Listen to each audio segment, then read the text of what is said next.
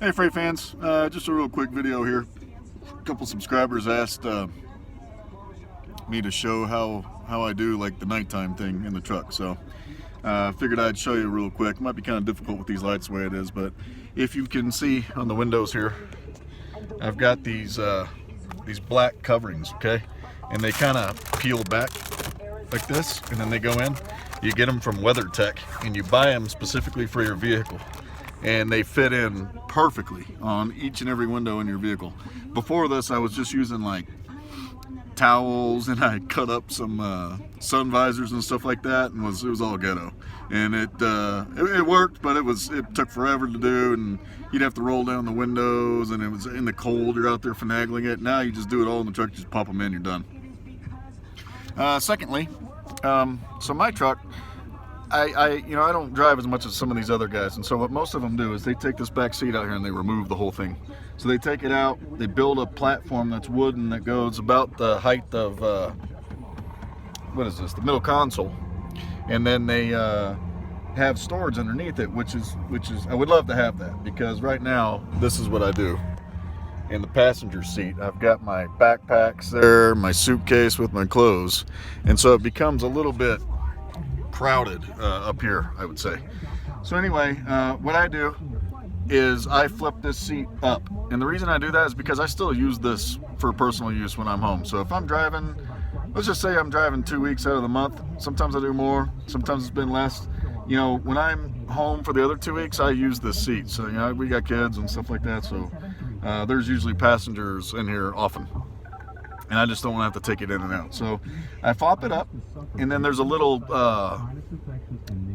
I don't know, it's like a platform that comes down, so it's flat. On top of the platform, I have laid out 3 sleeping bags, kind of for cushion.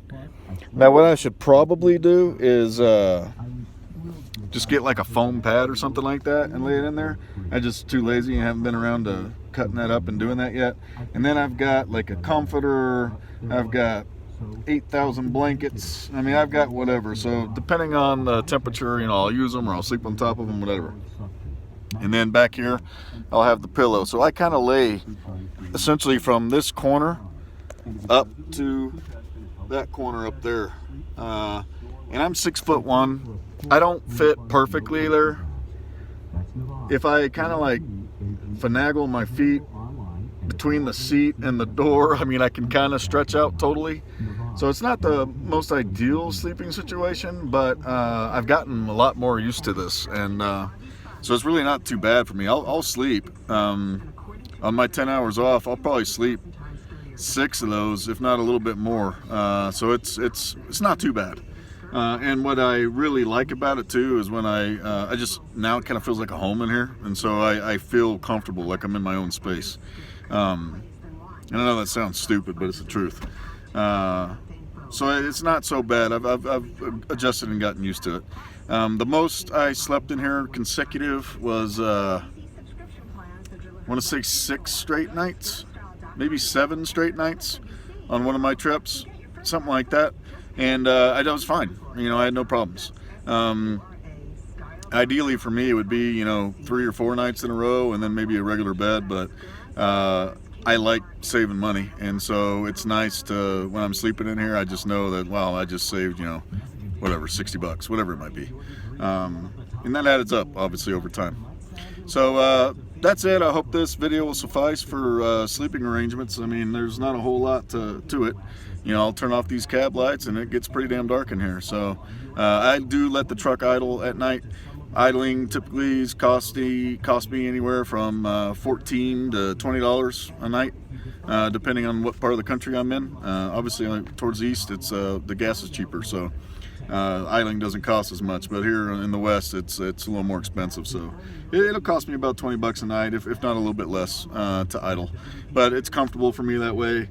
I know it's not real good for the truck to idle, but I mean, I've got a warranty. If something happens, I'll just cross that bridge when I get there.